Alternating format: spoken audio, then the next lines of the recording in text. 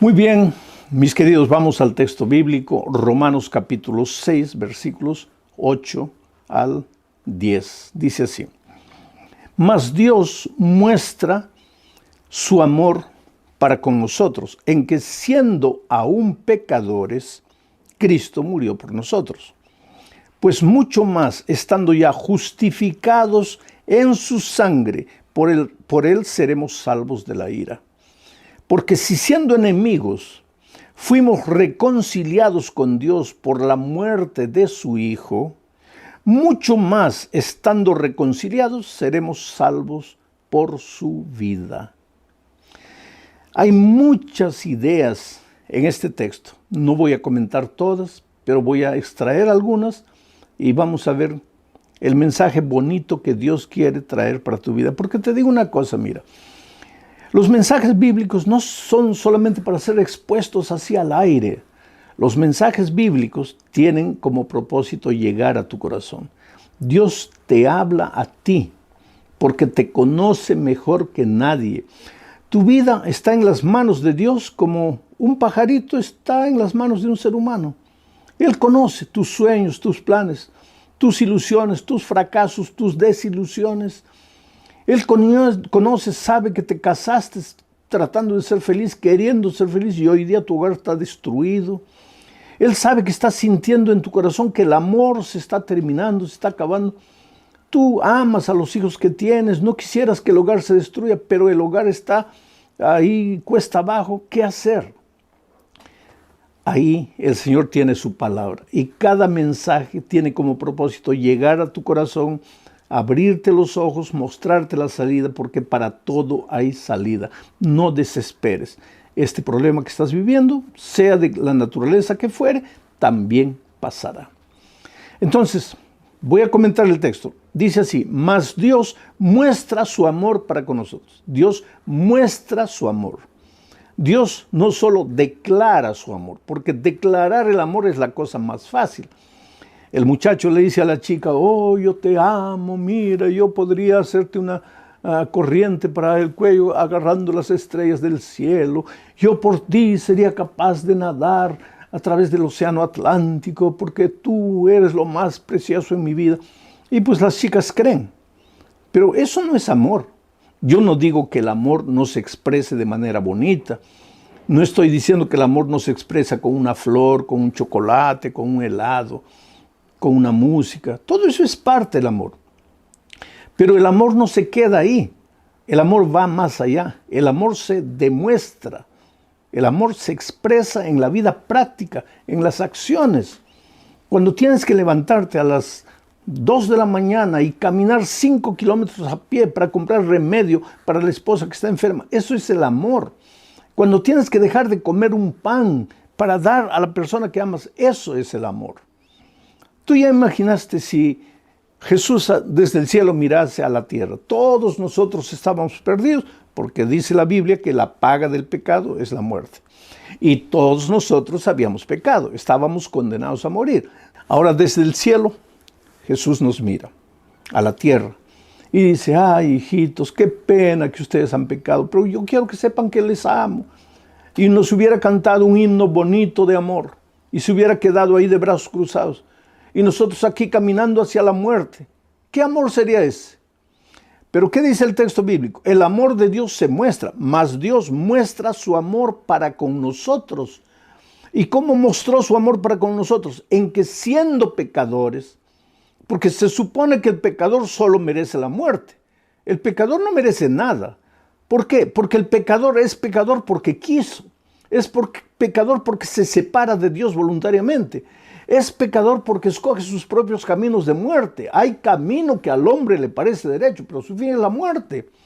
A veces oyes la palabra de Dios, a veces cuando eras niño te instruyeron en los caminos de Dios, pero ¿qué te importa? Te vas, atraídos por las luces de esta vida, te vas y te hieres, te arruinas, te quedas ahí en el camino de la vida derrotado, caído. Pero Dios muestra su amor para contigo en que siendo pecador, Cristo murió por ti.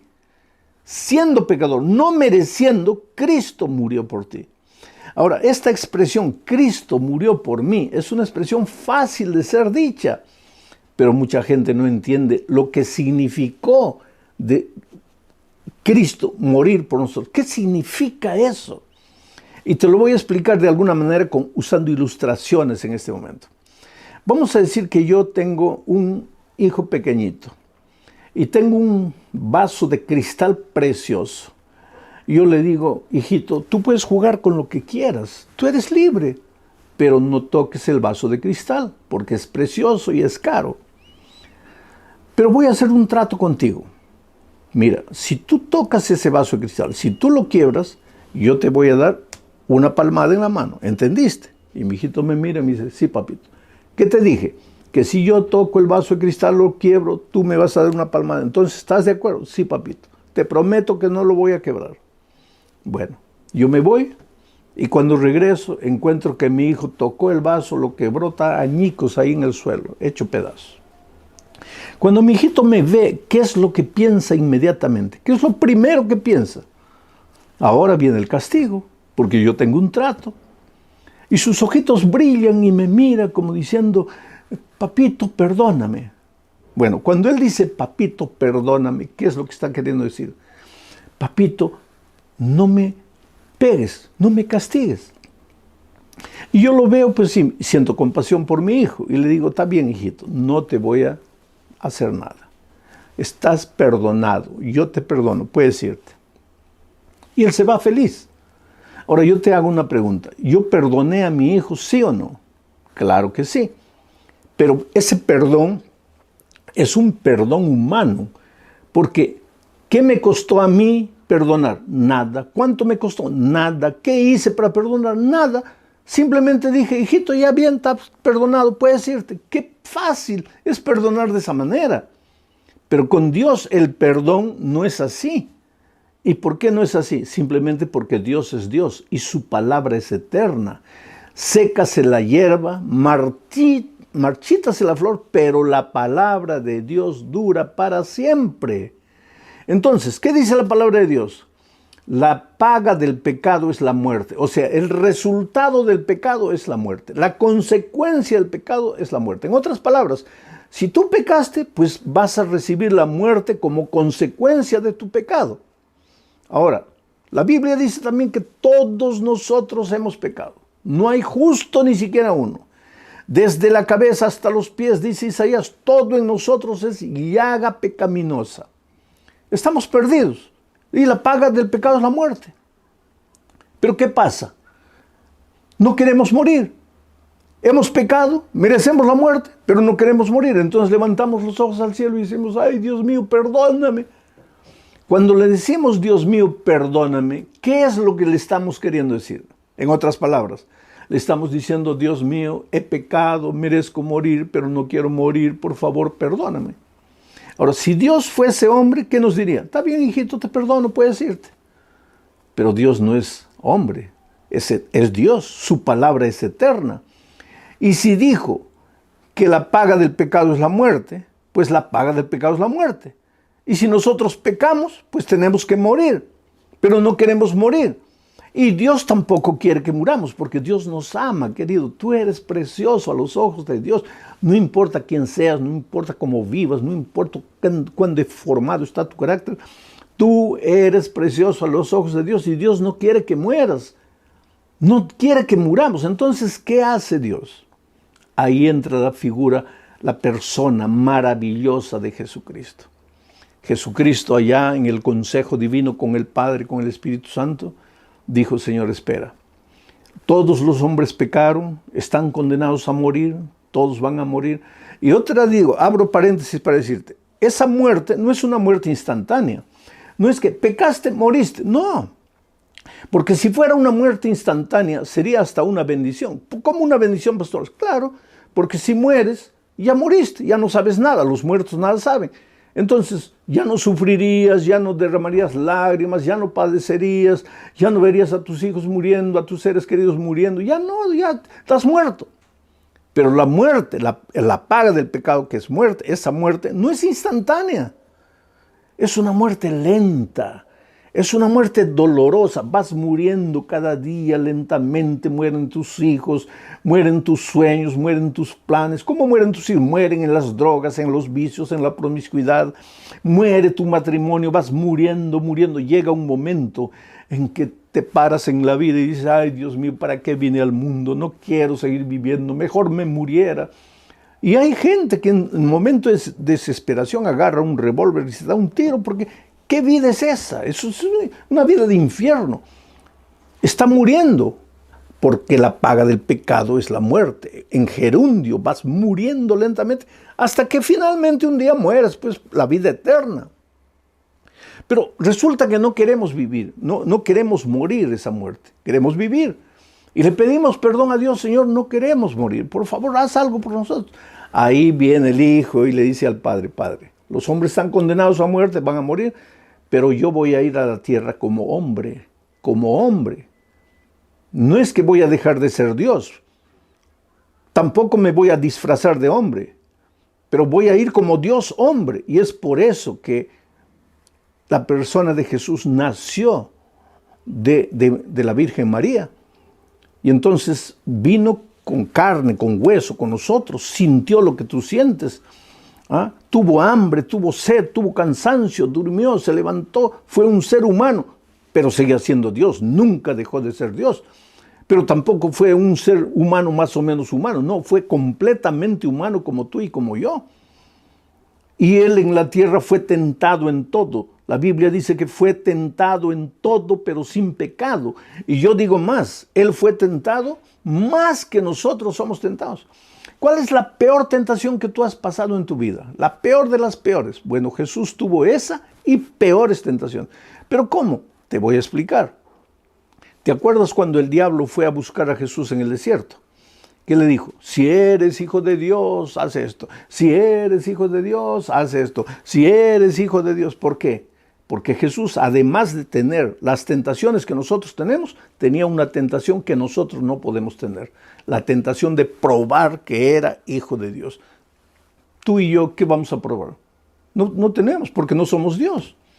Pero Jesús sí era Dios. Y el diablo, cuando Jesús vino a la tierra, él hizo un pacto con su padre, que en esta tierra él no usaría sus poderes divinos sin el consentimiento de su padre. Por lo tanto, para él era una tentación usar sus poderes divinos. Y el diablo lo atacó ahí, si eres hijo de Dios. Pero el Señor Jesucristo venció. Por eso, al final de su ministerio, él dijo, ¿quién me redarguye de pecado? ¿Quién va a apuntar un pecado en mí? Él fue tentado en todo, pero sin pecado. Ahora mira lo que sucede. Cuando termina su vida en esta tierra, estoy imaginando un diálogo. Este es un diálogo para que tú entiendas el mensaje. Cristo le dice a su padre, Padre, todos los hombres pecaron y merecen morir. Yo fui a la tierra como hombre y fui tentado en todo, pero no pequé. Por lo tanto, yo no merezco morir. Yo merezco la vida eterna. La vida. Como hombre. Como Dios ya tengo la vida, pero como hombre. Yo merezco la vida porque no pequé. Fui tentado en todo, pero no pequé. El hombre fue tentado y pecó. Merece la muerte. Ahora, yo quiero hacer un intercambio con el ser humano. Quiero agarrar la vida que yo conquisté como hombre, porque no es como Dios, ya tengo vida, pero la vida que tengo como hombre quiero agarrar y dársela al hombre que perdió la vida. Y voy a tomar la muerte que él merece porque él pecó y yo la voy a morir. Y querido, fue eso lo que sucedió en la cruz del Calvario. Jesús no murió en la cruz porque merecía morir. ¿Por qué merecía morir? Si él nunca había pecado, fue tentado en todo pero sin pecado. Entonces, ¿por qué murió? Porque él tomó nuestra muerte, él murió nuestra muerte. Nosotros teníamos que morir, no él. Ahora, para que tú entiendas eso, quiero pensar contigo en Barrabás, porque si hay alguien que entendió lo que quiere decir, Cristo murió por mí, fue Barrabás. ¿Qué pasó con Barrabás? Barrabás era un delincuente marginal, merecía morir. No solo la muerte eterna, él merecía morir en esta tierra, porque en ese tiempo existía la pena de muerte para los peores delincuentes. Y un día agarraron a Barrabás, porque te digo, la vida es así, tú puedes pensar que nadie te va a descubrir un día, 2 días, 3 días, pero un día te descubren. Y un día lo agarraron a Barrabás y lo juzgaron y lo condenaron a la pena de muerte. En esos tiempos la pena de muerte era pena por crucifixión. Ese es otro asunto que a veces no entendemos. ¿Qué cosa era la pena de muerte por crucifixión?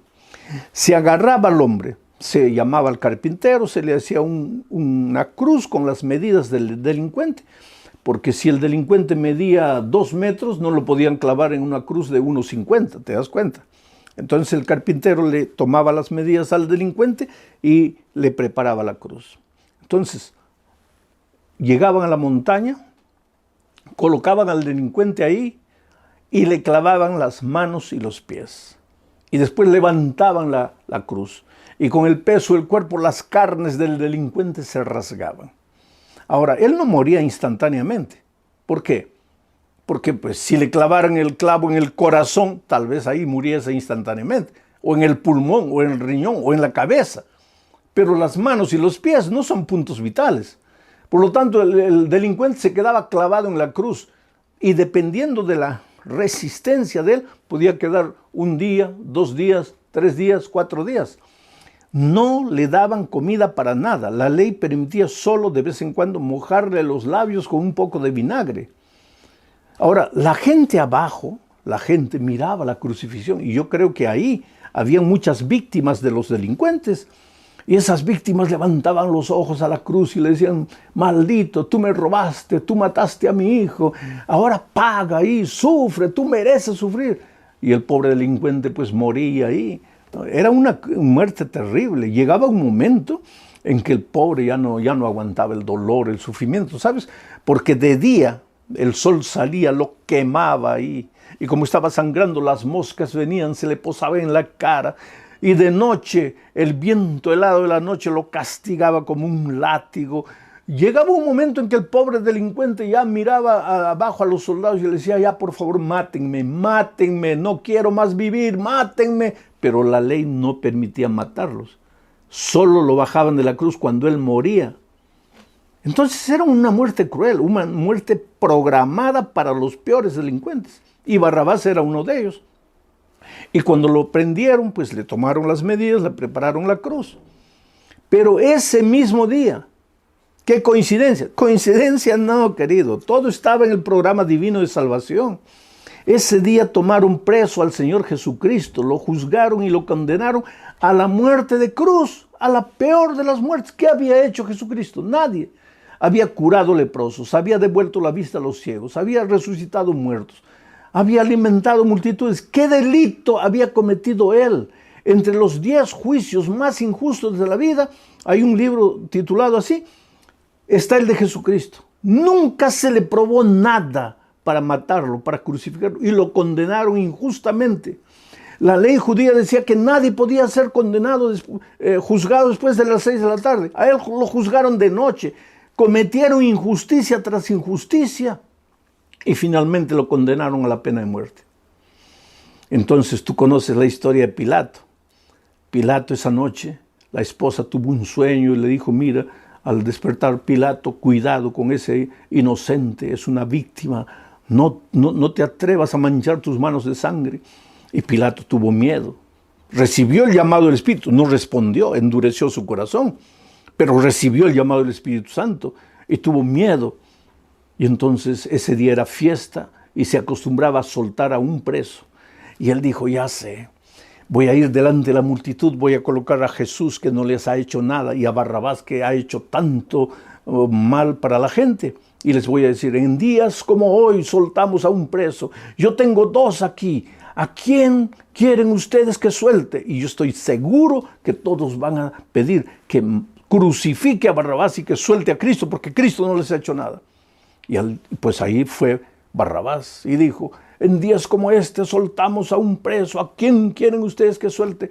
Y casi se queda loco con la respuesta del pueblo, porque el pueblo enardecido dijo: suelta a Barrabás, crucifica a Cristo. ¿Pero por qué, si Cristo no les había hecho nada? Ya no había tiempo para mandar llamar al carpintero, tomarle las medidas a Cristo. Por otro lado, ahí estaba una cruz vacía. la cruz de Barrabás, porque Barrabás le soltaron las cadenas y ya estaba suelto. Por eso yo digo que si alguien sabe lo que quiere decir Cristo murió por mí, fue Barrabás. Porque yo supongo que Barrabás miró a Jesús y le dijo, ay, Señor Jesús, gracias. Porque si tú no hubieras aparecido, yo sería crucificado. Pero gracias a Dios que tú apareciste. Ahora tú vas a morir en mi lugar y yo estoy libre. Y cuando lo soltaron, seguro que Barrabás se fue, se pellizcaba las pieles. Pero ¿qué pasa conmigo? Estoy libre, yo merezco la muerte. Soy un pecador y estoy libre. Y Jesús, que no hizo nada, va a morir. Pero es que todo estaba dentro de los planes divinos. Por eso al día siguiente, cuando los soldados llevaron a Jesús a la cruz, Jesús estaba cargando su cruz. La tradición, no la Biblia, la tradición dice que él cayó 7 veces. 7 veces. ¿Por qué cayó 7 veces? Porque él no estaba cargando su cruz. ¿Y sabes por qué? Porque para Jesús nunca nadie le preparó una cruz. Porque Jesús no merecía una cruz. Él cayó porque estaba cargando la cruz de otro, con las medidas de otro, construida para otro. Y por favor no digas que era para Barrabás, no. La cruz que cargó Jesús subiendo la cuesta del Calvario fue tu cruz, mi cruz. Éramos nosotros los que pecamos. Éramos nosotros los que merecíamos morir, sangrar por nuestra terquedad, por nuestra soberbia, por nuestro pecado. Pero Jesús te amó y me amó cuando nosotros éramos pecadores, cuando no merecíamos nada, cuando merecíamos la tragedia, la miseria de esta vida. Él nos amó y subió la cuesta del Calvario llevando nuestra cruz. Y finalmente llegaron allá al topo de la montaña y colocaron la cruz en el suelo y clavaron las manos y los pies de Jesucristo. Y después levantaron la cruz y con el peso de su cuerpo, pues las carnes se rasgaron. Ahí estaba Jesucristo. El sol se ocultó para no ver la vergüenza de los seres humanos. Hasta los animales desaparecieron, las aves volaron, se escondieron, porque en su inconsciencia ellos se daban cuenta que algo terrible estaba sucediendo. Solo el ser humano, la más inteligente de las criaturas, no percibía lo que estaba haciendo. Yo cuando era niño, mi madre tenía un libro llamado Primeros Pasos y ahí estaba el cuadro de la crucifixión. Cristo muriendo crucificado al lado de los 2 ladrones y abajo una multitud, y yo le preguntaba a mi madre, mamá, ¿quién es este? Y él me decía, hijo, ese es el mal ladrón que no aceptó a Jesús. Y este otro que está aquí es el buen ladrón que aceptó a Jesús. ¿Y quién es el del medio? Es Jesús que murió por nuestros pecados. ¿Y quiénes son estos hombres abajo? Y ahí mi madre se ponía brava y me decía, ay, hijo, esos son los malditos soldados que mataron a Cristo. Y tú sabes que yo crecí toda mi vida pensando que los soldados mataron a Cristo. Hasta que un día, herido por el pecado, necesité pedir perdón a Dios. Y entonces me di cuenta que no fueron los soldados que lo mataron. Fui yo con mi rebeldía. Es por eso que caí a los pies de Jesús y le dije, Señor, mi vida es tuya y yo voy a vivir para ti, para predicar tu evangelio el resto de mi vida. Él te amó, querido. ¿Qué vales tú? ¿Qué valgo yo? Somos un puñado de ceniza, de polvo. Pero Dios te amó tanto que dio a su Hijo. Él demostró su amor para con nosotros en el hecho que siendo pecadores, Él murió por nosotros. El pastor H.S.M. Richards, fundador del programa de La Voz de la Profecía en inglés, ya murió hace muchos años. Él contaba su historia de cuando él era un muchachito de 12 años y le gustaba saltar la cerca y agarrar manzanas del vecino. Y el vecino una vez se quejó con la mamá. Entonces la mamá lo llamó y le dijo, mira hijo, me haces pasar vergüenza. ¿Cómo estás agarrando las manzanas del vecino? Mami, ya no lo voy a hacer. Vamos a hacer un trato, hijo. Y le mostró una barra, una especie de látigo, ¿no? Y le dijo, mira hijo, ¿estás viendo esto? Era una vara verde. Si tú vuelves a entrar y tocar las manzanas del vecino, yo te voy a dar 3 veces con esta vara en la espalda. ¿Me está escuchando? Sí, mamita. Entonces está claro, mamita. Y ahí el pastor cuenta que miraba las manzanas cada vez más rojas, y la tentación y las ganas de ir, pero le había prometido a la mamá, no, y entonces no iba, pero las ganas de ir estaban ahí, y finalmente un día no pudo resistir la tentación y fue, y sacó 5 manzanas y saltó la cerca de vuelta a su patio, y cuando llegó al patio, ahí estaba la mamá con la vara en la mano, y las manzanas rodaron por el suelo. Y la mamá se acercó a él y él comenzó a mirar a la mamá. Mamita, perdóname. ¿Qué estaba diciendo cuando dijo, mamita, perdón? No me castigues. Y la mamá le dijo, no, hijo.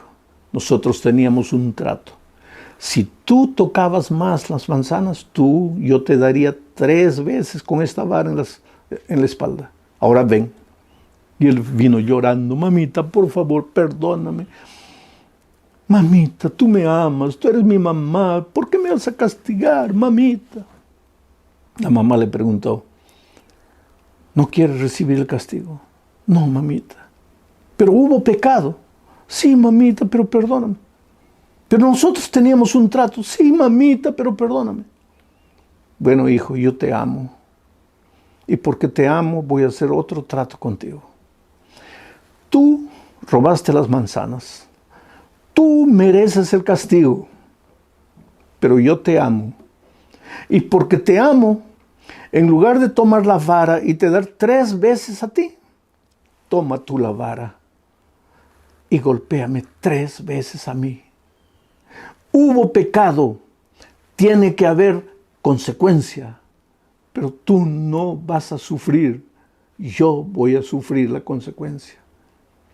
Y sabes que el pastor dice que no tuvo coraje, dijo, hasta ese momento yo había llorado con las lágrimas de mis ojos, pero a partir de ese momento comencé a llorar con el corazón. ¿Cómo podría golpear a mi madre por un delito que yo había cometido? Sí, querido, él no pudo, pero nosotros sí. Porque sabes, cada vez que nosotros pecamos y vamos a Jesús y le decimos, Señor, perdóname, ¿sabes lo que estamos diciendo? Señor, yo pequé, yo merezco morir porque la paga del pecado es la muerte, pero no quiero morir, soy tan cobarde, tengo miedo de morir. Entonces, por favor, perdóname. Y Jesús dice, no puede haber perdón, hubo pecado, tiene que haber muerte, pero Señor, no quiero morir. Entonces Jesús dice, está bien, hijo, entonces vamos a hacer un trato. Tú pecaste, mereces morir, no vas a morir. Yo voy a morir tu muerte. Y fue eso lo que nosotros hicimos en la cruz del Calvario. Hicimos morir al inocente, a la víctima, a quien no había hecho nada. ¿Y por qué Isaías dice que él fue como un cordero al matadero? Como una oveja muda delante de sus trasquiladores. Él enmudeció y no abrió la boca. ¿Por qué? Porque te amaba. Porque te ama. Porque tú eres precioso a la vida de Jesús. No importa lo que hayas hecho, no importa cómo hayas vivido, no tienes que vagar noches enteras por la oscuridad de esta vida sintiéndote condenado, perdido, acabado. El amor de Dios te alcanza. En esto se demuestra el amor de Dios, en que siendo aún pecadores, Cristo murió por nosotros. Solo que Jesús no puede hacer nada por ti si tú no te arrepientes y vuelves a Él. Y le dices, Señor, yo no puedo. Yo estoy perdido, yo estoy acabado, yo estoy destruido, yo te necesito. Pero en el momento que haces eso, Él viene corriendo y te abraza, así como el padre al hijo pródigo. Y en su amor, Él arranca las ropas de inmundicia que estás vistiendo. Él te baña, te limpia con su gracia purificadora. Él te prepara para la vida eterna. Yo te pregunto, ¿qué estás esperando para entregarte a Jesús? Hay esperanza de salvación para ti. No tienes por qué sufrir. Yo conozco la historia de Ibelice Concepción Sánchez, una muchacha que nació en la iglesia, salió de la iglesia, nunca quiso saber nada del amor de Dios, nunca quiso. Pero un día el cáncer lo agarró y fue muriendo lentamente, consumida por el cáncer. Estaba de novia, estaba con el matrimonio ya pensado, marcado. Entonces se casaron apresuradamente para que el esposo la cuidara, porque el esposo la amaba. Y ella fue se restableciendo a los pocos, poco a poco. Y 2 años después descubren que ahora el esposo también estaba con cáncer. Llegó un momento en la vida del esposo que ambos con cáncer ahora, pero él ya no podía más. Ya no podía más y en la desesperación levantó los ojos al cielo y clamó por la misericordia divina. Ibelice tiene como hermano a un pastor. Ese pastor desarrolló un ministerio con ambos, un ministerio de consolación y de enseñanza. Les fue enseñando la palabra de Dios. Él viajó de República Dominicana a Nueva York para hablar con ellos. Él aceptó, el esposo aceptó a Jesucristo, participó de la comunión, recibió la bendición del pastor. Después de recibir la bendición del pastor, yo no digo el hombre sanó, pero la amargura desapareció del corazón. El rencor desapareció, la angustia desapareció. Sus ojos empezaron a brillar con paz, con alegría. Un tiempo después descansó, pero descansó en el Señor y en la mañana de la resurrección con toda seguridad. Él va a resucitar cuando suene la trompeta. Ibelice vio a su esposo descender a la tumba, pero ahora ella aceptó a Jesucristo y decidió ser bautizada. Oh querido, yo te digo a ti una cosa, tú esperarás todavía que lleguen momentos difíciles a tu vida. En este momento el Espíritu de Dios está trabajando en tu corazón. Yo te invito a que tomes tu decisión. Decisión de bautizarte. Si ya has estudiado la palabra de Dios y estás preparado, bautízate.